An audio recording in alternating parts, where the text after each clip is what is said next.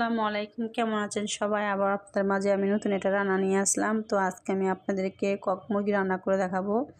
এই মুরগির মাংস রান্নাটা কিন্তু অনেক মজার হয়। তো যারা আমার ভিডিওটা দেখবেন অবশ্যই একটি লাইক দিবেন। পুরো ভিডিও দেখার জন্য আশা করি আপনাদের ভিডিওটা অনেক ভালো লাগবে। তো দেখতেই পাচ্ছেন এখানে আমি মুরগির মাংস নিয়েছি। এখানে কিন্তু 1 কেজি মুরগির মাংস নিয়েছি। আর এটা কিন্তু বাজারে কেটেই বিক্রি করে। এটা মুরগিরা তো অনেক বড় হয়, তো এটা কেটেই বিক্রি করে। তো 1 কেজি মুরগির মাংস আমরা কিনে নিয়ে আসছি। তো আমি রান্নাটা আজকে নতুন আলু দিয়ে করবো। নতুন আলু দিয়ে কিন্তু একটু ঝোল ঝোল রাখবো, খুবই মজার হবে রান্নাটা। অবশ্যই রান্নাটা দেখবেন, পুরোটা ভিডিও দেখবেন।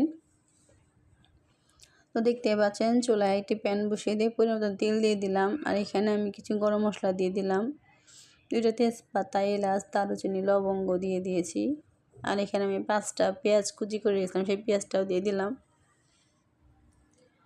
হালকা একটু ভেজে নিয়েছি। তো এখানে আমি বাটা মশলা দিলাম। এখানে 1.5 টেবিল চামচের মতো আমি রসুন বাটা দিয়েছি, 1 টেবিল চামচের মতো আদা বাটা দিয়েছি, 1 টেবিল চামচের মতো এখানে আমি জিরা বাটা দিয়েছি। তো দিয়ে তেলের সাথে একটু মশলাটা একটু হালকা ভাজা দিয়ে দিচ্ছি। এভাবে ভাজলে কিন্তু অনেক গ্রান হয়, কাঁচা গন্ধটাও চলে যায় এখান থেকে। তো আমি গুঁড়া মশলা দিয়ে দেবো। এখানে আমি 1 টেবিল চামচের মতন হলুদের গুঁড়ো দিয়েছি, 2 টেবিল চামচের মতন এখানে আমি মরিচের গুঁড়ো দিয়েছি। আর দিয়েছি আমি এখানে ধনিয়া গুঁড়ো দিয়েছি 1 টেবিল চামচের মতন, আর লবণ দিয়েছি স্বাদ মতন। তো খুব ভালোভাবে মশলাটা আমি তেলের সাথে একটু ভাজা ভাজা করে নিলাম। দিয়ে এখন একটু পানি দিয়ে খুব ভালোভাবে মশলাটাকে কষিয়ে নিব।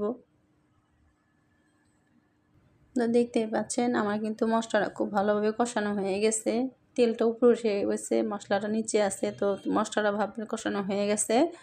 তখন আমি মুরগির মাংসটা দিয়ে দিলাম, দিয়ে খুব ভালোভাবে একটু নাড়া দিয়ে দিব। আর এটা কিন্তু এই মাংসটা কিন্তু অনেক মজার হয়। আর এই মাংস রান্না করতে কিন্তু অনেক সময় লাগে,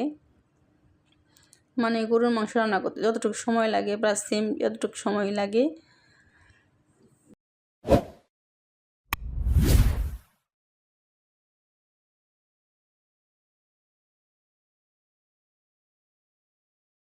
তো মশলার সাথে খুব ভালোভাবে মিশিয়ে নিয়ে আমি এখানে 1 কাপ গরম পানি দিয়েছি এখানে। তো আমি রান্নাটা গরম পানি দিয়ে করব, ঠান্ডা পানি দিয়ে করব না। তো ফিরে এলাম আবার কিছুক্ষণ পরে, একটু ভালো করে নাড়া দিয়ে দিচ্ছি যেন সুন্দরভাবে এপাশ ওপাশ ভালোভাবে লাগে, সিদ্ধ হয়ে যায়। এটা কিন্তু রান্না করতে অনেক সময় লাগে। মুরগির মাংসটা আমি একটু সময় নিয়ে রান্না করেছি, কারণ মাংসটা অনেক শক্ত হয়। তো একটু ভালোভাবে নেড়ে দিচ্ছি, নেড়ে দিয়ে আমি ঢাকনা দিয়ে আবার ঢেকে দিব।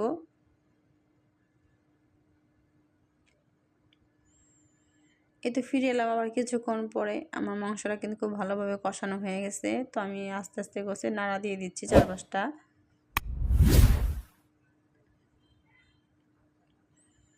দেখতেই পাচ্ছেন আমার মাংসটা কিন্তু খুব সুন্দরভাবে আমি কষিয়ে নিয়েছি। আর মাংসটা কিন্তু আমি অনেক সময় নিয়ে রান্না করেছি। তো এখন আমি মাংসটা কষানো হয়ে গেছে, আমি এখানে কেটে রাখা এই যে আলুগুলো দিয়ে দিলাম। আলুটা দিয়ে আমি খুব ভালোভাবে একটু মিশিয়ে নিচ্ছি মশলার সাথে আর কি। তখন আমি এখানে গরম পানি দিয়ে দিব। এখানে কিন্তু অবশ্যই গরম পানি দিতে হবে, কারণ মাংসগুলো কিন্তু সিদ্ধ হতে হবে আরও। তো এখানে আলু আছে, আলুটাও সিদ্ধ হবে। তো আমি একটু ঝোল ঝোল রাখবো দেখে, তো একটু ঝোলের পরিমাণ একটু বেশি দিয়ে দিছি, একটু ঝোল রাখবো। এটা কিন্তু একটু ঝোল ঝোল রাখলেই ভালো লাগে। আর নতুন আলু দিয়ে কিন্তু ঝোল ঝোল খুব মজা হয় আর কি, ভালো লাগে। তো বিশেষ করে ঝোলের পানিতে আমি ঢাকনাতে ঢেকে দিলাম। তো ফিরে এলাম কিছুক্ষণ পরে, আমি আবার একটু ভালোভাবে নেড়ে দিয়ে দিব। ভালো করে একটু নেড়ে দিচ্ছি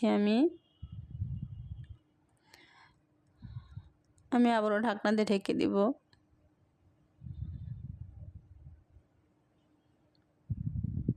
তো ফিরে এলাম আবার কিছুক্ষণ পরে, আমার রান্নাটা কিন্তু প্রায় শেষ। আমি এরকমই রাখবো। তো নামানোর আগে আমি কিছু এখানে একটু 1 টেবিল চামচের মতন গরম মশলা দিয়ে দেবো। এই গরম মশলা দেওয়ার কারণে কিন্তু এই মাংসের টেস্টটা কিন্তু আরও দ্বিগুণ বেড়ে যাবে। তো গরম মশলাটা দিয়ে আমি একটু ভালোভাবে নেড়ে দিচ্ছি। তো আমার রান্নাটা কিন্তু হয়ে গেছে। আমি জালটা নিভিয়ে দিলাম। দেখেন কতটা সুন্দর কালার আসছে, খেতে অনেক মজার ছিল। তোমার ভিডিওটা ভালো লাগলে অবশ্যই লাইক কমেন্ট শেয়ার করে দিবেন। আজকে এই পর্যন্ত, আল্লাহ হাফেজ।